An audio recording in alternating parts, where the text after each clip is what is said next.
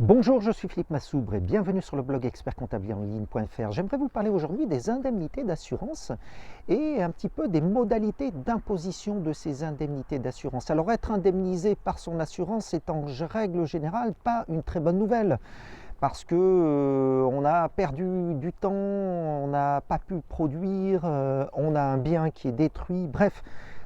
L'indemnité d'assurance arrive un petit peu comme une consolation, mais cette consolation peut être de courte durée lorsqu'on doit appliquer l'impôt sur les sociétés à la dite indemnité d'assurance. Et là, les choses se gâtent puisque finalement on est indemnisé par l'assurance sur le bien en valeur vénale, on va dire, d'une façon générale.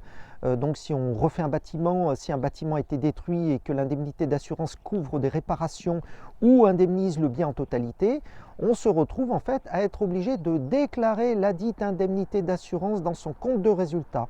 Heureusement, la législation a prévu la possibilité d'étaler l'imposition de la dite indemnité d'assurance et en particulier lorsque cette indemnité couvre des biens durables qui sont amortissables sur des durées longues. Donc c'est le cas par exemple d'un bâtiment ou d'installation générale, aménagement ou d'installation industrielle lourde qui était amortie sur des périodes longues.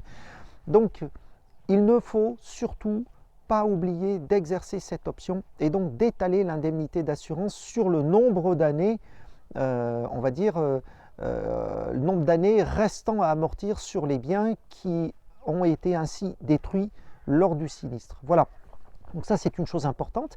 Par contre, on ne pourra pas exercer cette option pour tout ce qui est de l'indemnité d'éléments courants. Si par exemple l'indemnité d'assurance indemnise un stock, le stock étant destiné à être vendu, on va dire, à très court terme, eh bien l'indemnité d'assurance sera comptabilisée comme un produit. Mais finalement, là, pas de, on va dire, pas de conséquences pour l'entreprise, puisque de toute façon, s'il n'y avait pas eu ce sinistre, elle aurait en principe écoulé ses marchandises dans des conditions normales.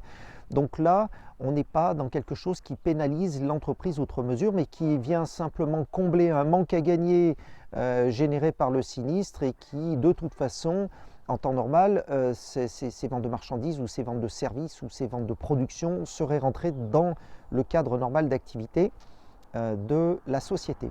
Il en est de même pour les garanties perte d'exploitation.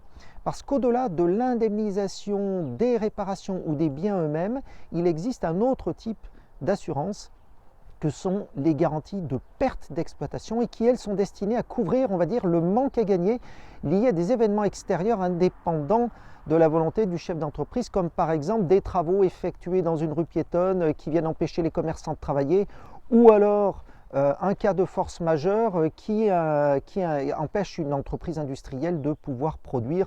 Donc ces cas de force majeure étant par exemple justement des cas de sinistres exceptionnels ou des événements, on va dire, géographiques qui empêchent l'entreprise de travailler dans de bonnes conditions, voilà, ou de produire dans de bonnes conditions.